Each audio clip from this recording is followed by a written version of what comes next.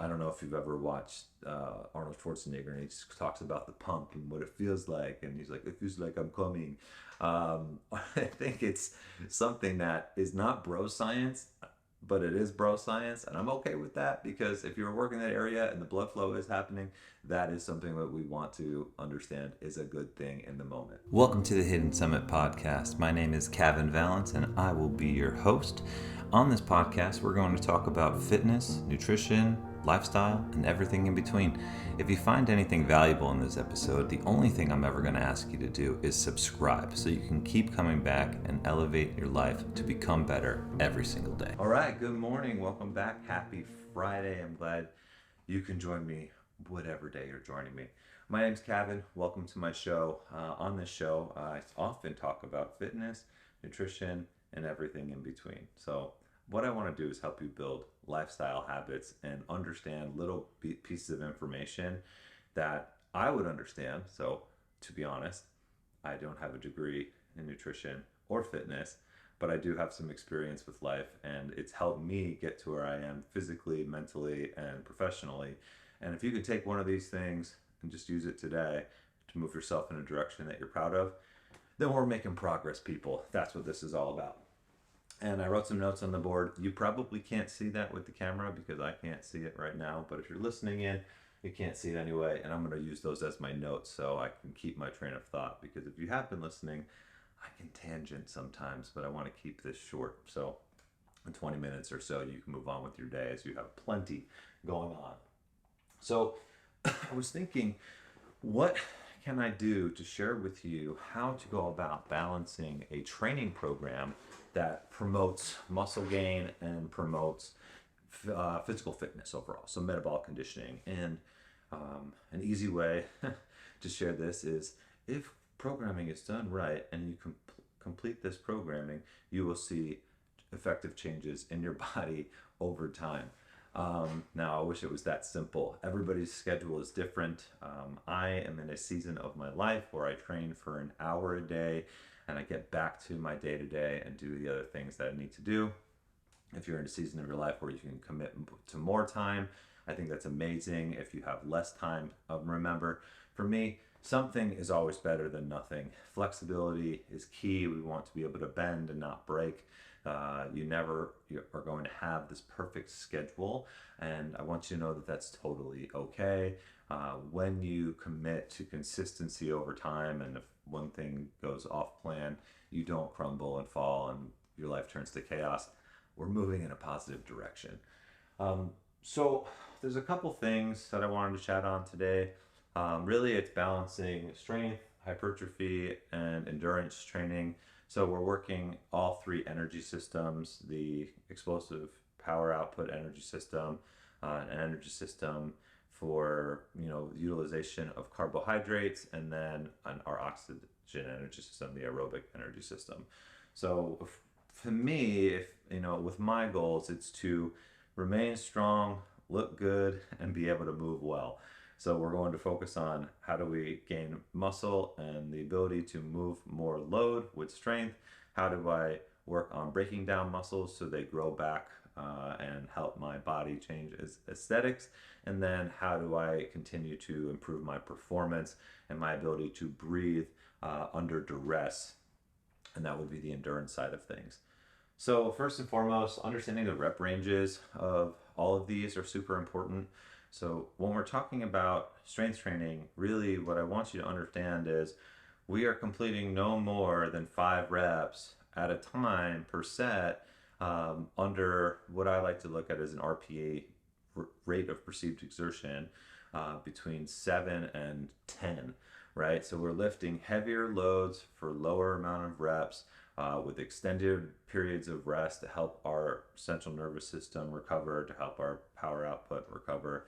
And we're doing that day in and day out throughout the course of the week, week over week, making it more challenging week over week, or changing the way it is challenging, whether it be the rest time or the load or the tempo of the movement or the variety of the movement, week in and week out, to a point where we are reaching a new max, or we are working towards a deload week to give our body more time, an extended period of time to recover, and then going after it again. And it's that simple. I do a strength based movement 4 days a week because I'm lifting very heavy and I'm putting myself in a position where I need to recover.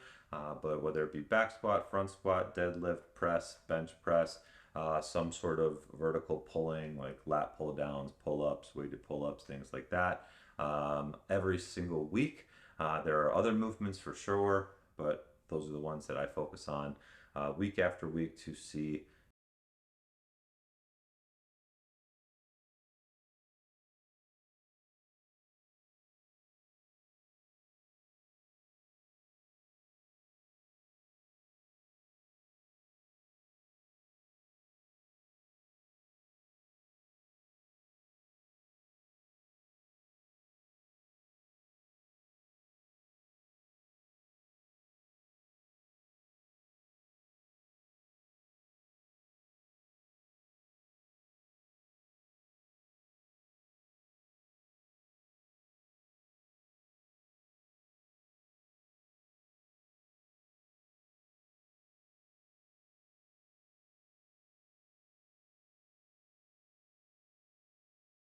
credit score, and we want to put ourselves in a position to see that grow and improve over time. The rep range on hypertrophic training is going to be anywhere between 5 reps and 30 reps. Yes, 30 repetitions of a single movement. Can you imagine doing that in the gym every single day? That would be pretty boring. Variety is key as well. So we want to be able to put, and again, the same thing applies here. So the load, the timing, the tempo, the variety of the movement are all going to be ways to change things up over the course of our training. Now, before I get into the endurance cardiovascular side of things, which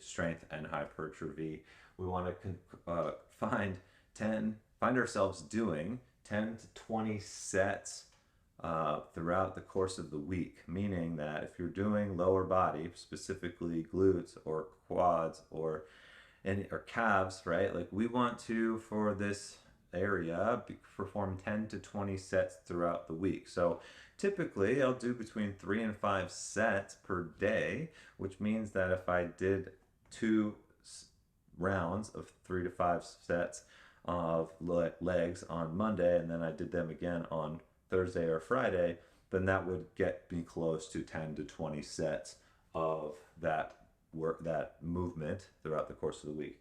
The same thing collectively, like the whole entire area, 15 to 20 sets per muscle group, right?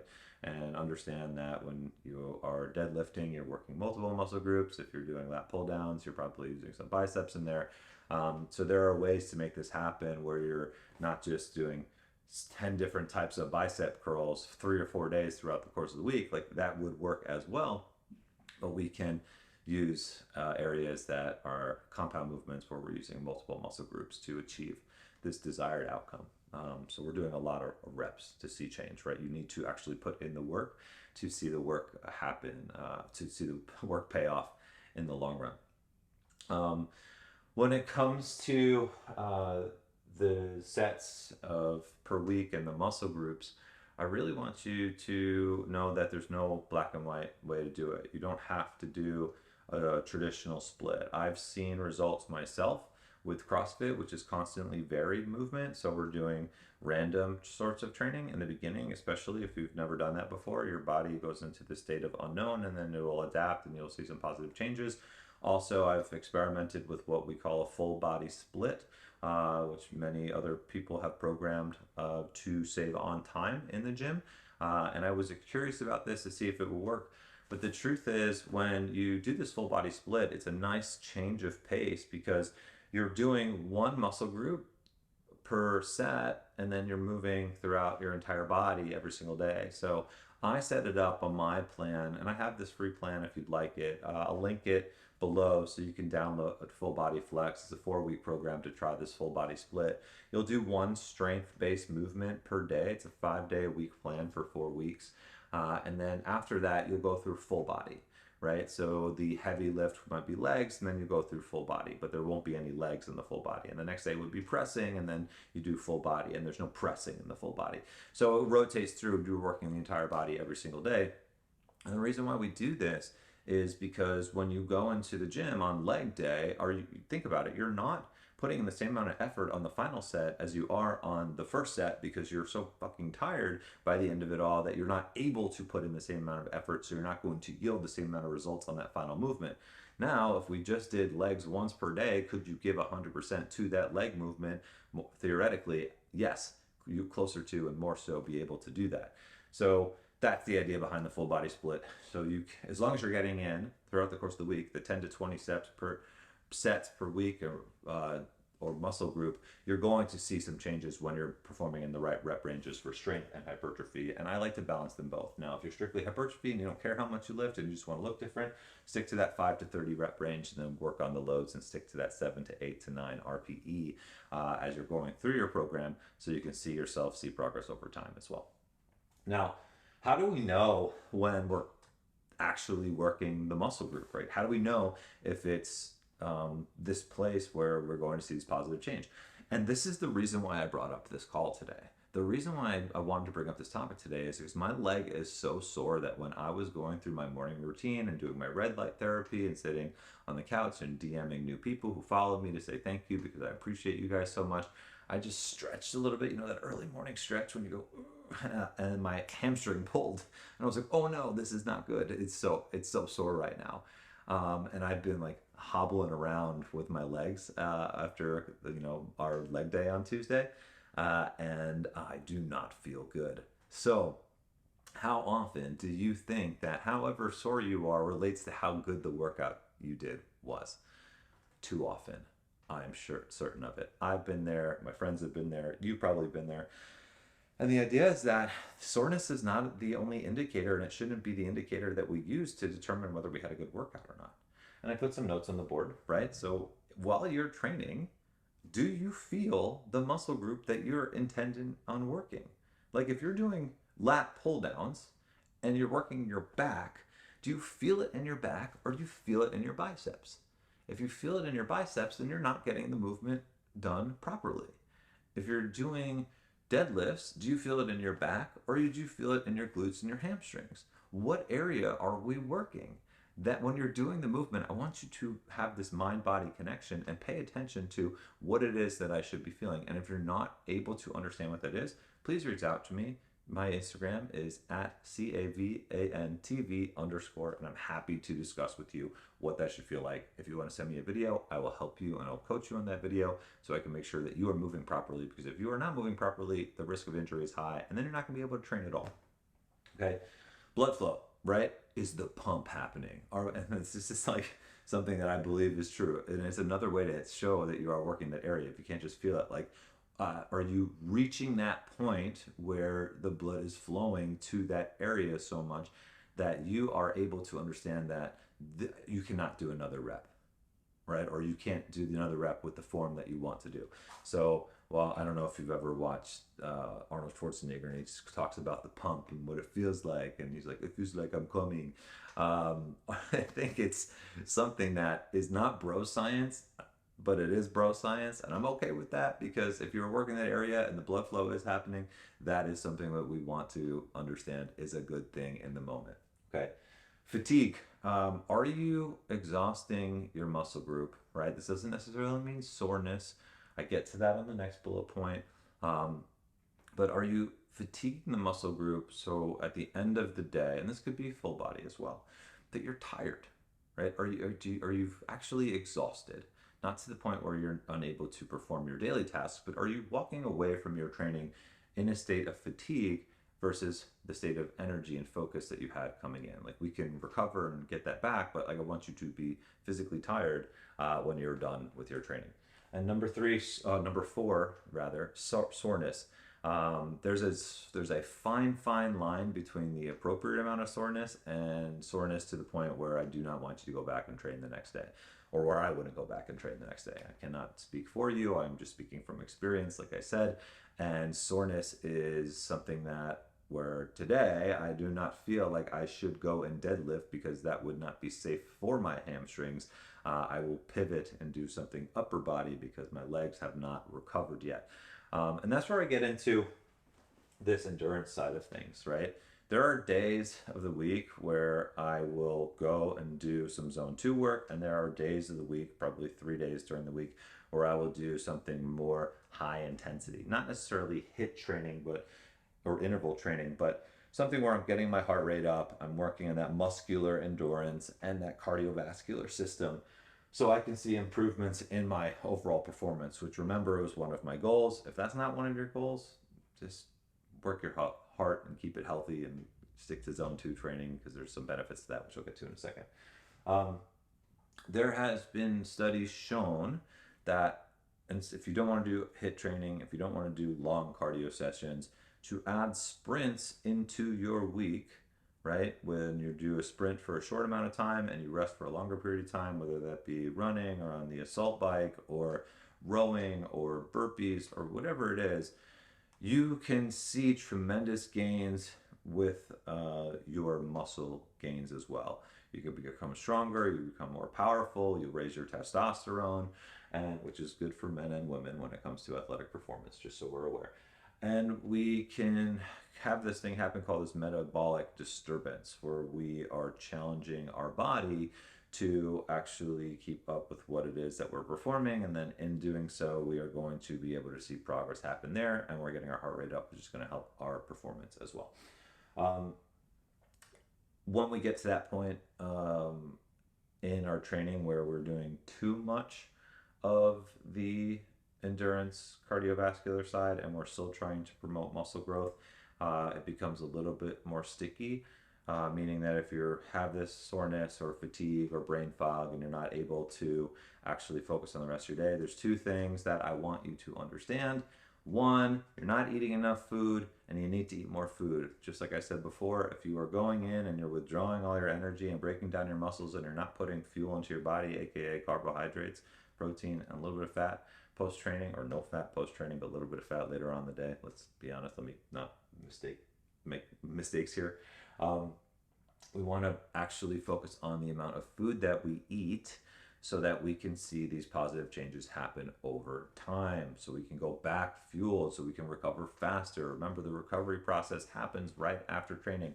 That's why after my training, I have 50 grams of carbohydrates and 40 grams of protein that are fast digesting in a shake form, and then I'll go and eat again an hour later so I can keep that recovery process going. That fast digesting protein and carbohydrate, I like Formula One and Ignition from First Form, go into my body or digested within 30 minutes, and then 30 minutes later I have a full meal, mainly carbohydrates and protein, so I can keep that recovery process going for another 4 hours so I can help myself get ready for the gym the next day. Something that I suggest everybody look into if you have not already.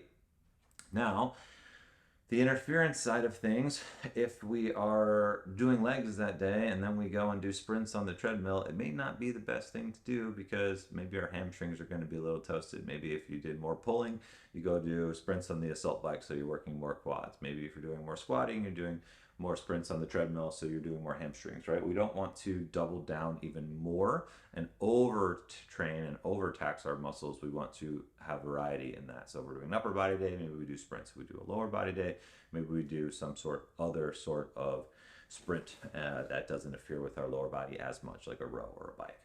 Like a Concept 2 spin bike would be a great, because it's not going to be as taxing. So we went over recovery, we went over eating.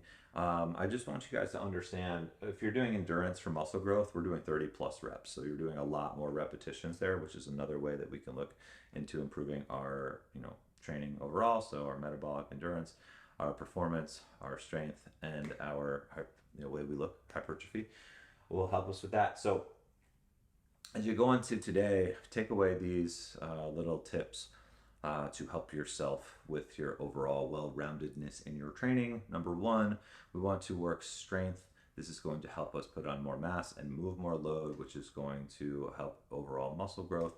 Number two, hypertrophy. We're really breaking down our muscles to change our aesthetics. These both pair with food. So if you are just training and not eating appropriately, you're not going to see optimal results. And three, adding in some more endurance or high intensity training from a cardiovascular sense throughout the course of the week is not going to interfere, but aid your muscle gains and hypertrophy training when done appropriately. So don't interfere with what you are doing on that day, but allow yourself to have, at least 2 to 3 days a week where you can do that. One of those days doing all out sprints, getting your heart rate as high as possible. I'm a big fan of that. We could talk about that more at another time. And last but not least, make sure that you're performing the optimal rep range of 10 to 20 sets per muscle group per week. That can be totally split up throughout the course of the week, or you could have designated days for designated body parts. You do what works for you. I use what's called S5 training. I write it and I perform it and I test it and I rewrite it and then I share it with my community so you guys get the absolute best programming possible. We do strength, sculpt, skill, sweat, and stretch, hence S5. And I hope that you guys, if you do want to try it, you give it a shot. It is free for a month when you use the code FREEMONTH, and I've linked that below as well. So thanks for listening today. I know it was a little geeky and a little bit more specific towards training, but I do appreciate you guys coming in, and I look forward to chatting with you again soon.